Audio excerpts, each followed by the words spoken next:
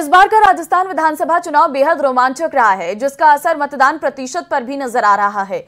2018 के मुकाबले इस बार मतदान प्रतिशत में 0.73% का इजाफा हुआ है और सबसे अच्छी बात यह रही कि इस बार के चुनावों में आधी आबादी की भागीदारी पुरुषों के मुकाबले काफी बढ़ गई थी।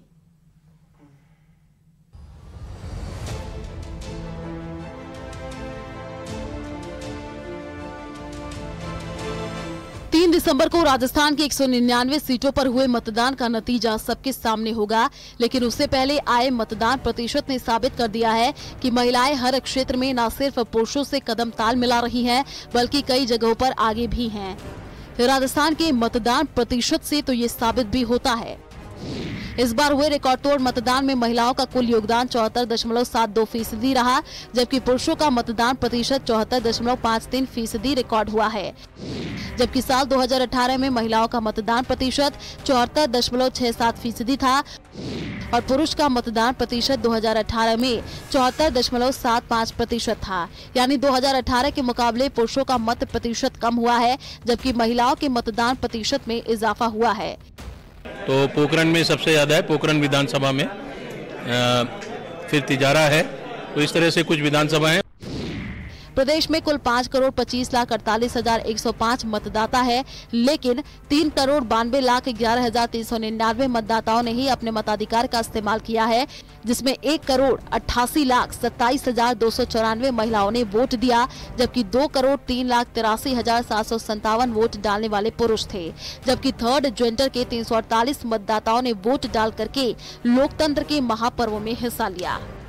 देखिए, जो नए मतदाता थे उन्होंने बढ़ चढ़कर हिस्सा लिया है। 18 से 19 साल के जो 23 लाख मतदाता थे, और आपने देखा होगा कि सुबह से सेल्फी पॉइंट जो लगाए थे, हमने सर्टिफिकेट्स भी दिए थे पहली बार मतदाता को।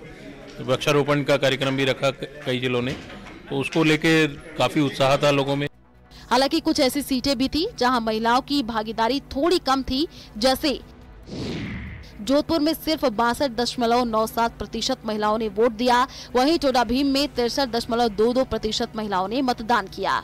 इसके अलावा बामनवास विधानसभा क्षेत्र में मात्र 63.63% महिलाओं ने वोट डाला। हालांकि जैसलमेर जिले की पोखरण, कुशलगढ़ और तिजारा विधानसभा क्षेत्र में महिलाओं ने सबसे ज्यादा वोट किया। पोखरण में 88.23% महिलाओं ने मतदान किया। कुशलगढ़ में महिलाओं के मतदान का प्रतिशत 87.54 रहा, जबकि तिजारा में 85.45% महिलाओं ने मतदान किया। राजस्थान विधानसभा चुनाव 2023 में महिलाओं ने पुरुषों से बढ़कर के जोश दिखाया और इस बार मतदान प्रतिशत महिलाओं का पुरुषों से ज्यादा रहा। साल 2018 की अगर बात करें तो महिलाओं और पुरुषों दोनों का ही जो मतदान औसत प्रतिशत था वो 74 पे था, लेकिन महिलाओं का मतदान प्रतिशत 74.67 था, तो पुरुषों का मतदान प्रतिशत 74.75 था।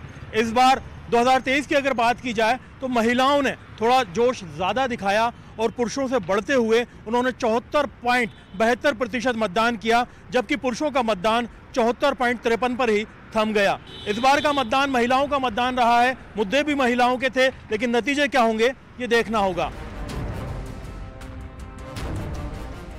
इस बार महिलाओं की भागीदारी चुनाव नतीजों में गेम चेंजर साबित हो सकती है। वहीं पहली बार मतदान करने वाले मतदाता की भूमिका भी अहम रही। इस बार विधानसभा चुनाव में हुए रिकॉर्ड तोड़ मतदान में मत प्रतिशत का आंकड़ा 75.45% रहा, जिसमें पोस्टल बैलेट्स भी शामिल हैं। पोस्टल बैलेट के जरिए 0.83% मतदान हुआ। साल 2018 के विधानसभा चुनाव में बैलेट समेत 74.71% मतदान हुआ था। यानी इस बार मत प्रतिशत में 0.73% का इजाफा हुआ है। सबसे ज्यादा मतदान कुशलगढ़ विधानसभा क्षेत्र में सबसे ज्यादा मतदान 88.13% रहा। 2018 में कुशलगढ़ में 86.13% मतदान हुआ था, जबकि सबसे कम 61.24% मतदान आहोर विधानसभा क्षेत्र में रहा। यहाँ 2018 में 61.53% मतदान हुआ था। अगर बात करें किस विधानसभा क्षेत्र में मतदान का प्रतिशत बढ़ा और कहां सबसे कम रहा, तो उनमें कहां बढ़ा मतदान प्रतिशत। बसेड़ी विधानसभा क्षेत्र में मतदान 9.6% बढ़ा। तारानगर में 7.65% मतदान बढ़ा। आसपुर में 7.01% मतदान में बढ़ोतरी हुई है। अगर मतदान प्रतिशत घटने की बात करें तो मतदान में गिरावट फलौदी में सबसे ज्यादा 7.15% रही। हिंडौन में मतदान प्रतिशत में गिरावट 6.10% रही और जैसलमेर में मतदान में गिरावट 4.79% दर्ज की गई है।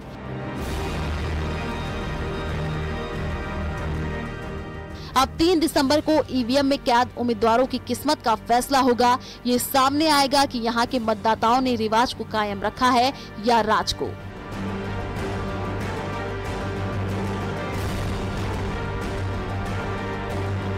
उम्मीद की जानी चाहिए कि प्रदेश के अंदर मतदाताओं को जागरूक करने की ये जो मुहिम थी, इसके नतीजे भी सुखद आए और इसी तरीके से प्रदेश का मतदाता और भी जागरूक होता रहे। कैमरा पर्सन दिलीप चेची के साथ में अरबाज अहमद, न्यूज़ 18 के लिए जयपुर से। तो प्रदेश में वोटिंग प्रतिशत बढ़ने से बीजेपी उत्साहित है। बीजेपी को उम्मीद है कि पिछले चुनाव की तुलना में बड़ा वोटिंग परसेंटेज उसे आसानी से सत्ता दिला देगी। वहीं कांग्रेस की सरकार रिपीट होने का दावा कर रही है। ऐसे में सभी को इंतजार है 3 दिसंबर का। हालांकि कई सीटों पर मुकाबला बड़ा ही टाइट है और इसी चुनावी फाइट पर देखिए हमारी ये रिपोर्ट।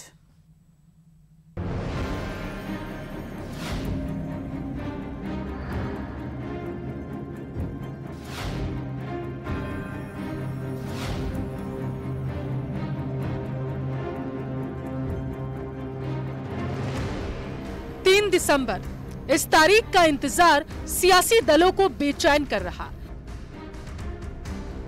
हर तरफ से जीत का शोर सुनाई दे रहा। कांग्रेस से लेकर बीजेपी तक प्रचंड जीत का दावा कर रहे हैं। दोनों दलों के नेता प्रत्याशियों और पदाधिकारियों से फीडबैक भी ले रहे हैं। सीटों का आकलन किया जा रहा है और इसी आकलन के आधार पर अपनी अपनी जीत का दावा किया जा रहा। रेगिस्तान में हुई प्रचंड वोटिंग को सभी दल अपने पक्ष में बता रहे हैं। देखिए, मैं यही कह सकता हूं कि प्रचंड बहुमत के साथ भारतीय जनता पार्टी की सरकार बन रही है। हम लोग जो असेसमेंट कर रहे हैं, असेसमेंट में बहुत अधिक सीटें आ रही है। नतीजे आने दीजिए, लेकिन इतना जरूर है प्रचंड बहुमत से भारतीय जनता पार्टी की सरकार बन रही है। लेकिन आपने 5 साल जो पाप किया है, उस पाप की सजा लोगों ने उस ईवीएम पर कमल का बटन दबाकर निकाली है। विश्वास जताया है भारतीय जनता पार्टी के ऊपर, विश्वास जताया है डबल इंजन की मोदी सरकार के ऊपर, और यही विश्वास है कि मतदान का प्रतिशत भी बढ़ा और भाजपा को अभूतपूर्व समर्थन, स्नेह और आशीर्वाद भी दिया।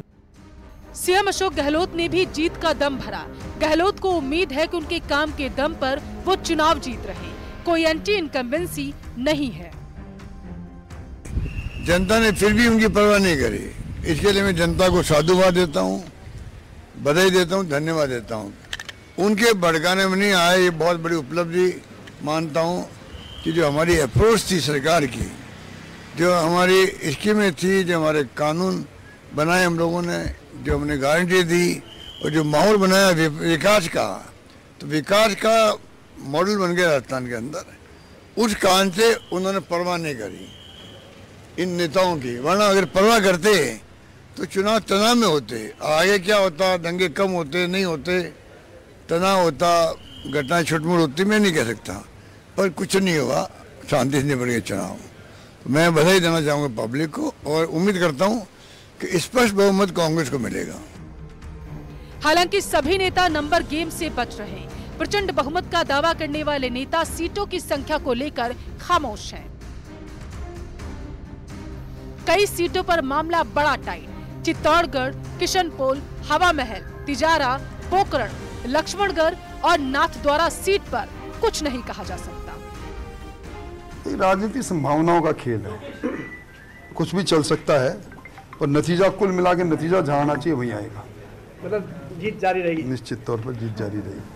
ऐसे में सभी को इंतजार 3 दिसंबर का है, क्योंकि सांसें सभी की अटकी हुई हैं। लेकिन दोनों ही मुख्य राजनीतिक दल अपने अपने हिसाब से कैलकुलेशन भी कर रहे हैं। अब देखना होगा कि मरधुरा की जनता किसे ताज पहनाएगी। सौरभ गृहस्थी, न्यूज़ 18, राजस्थान।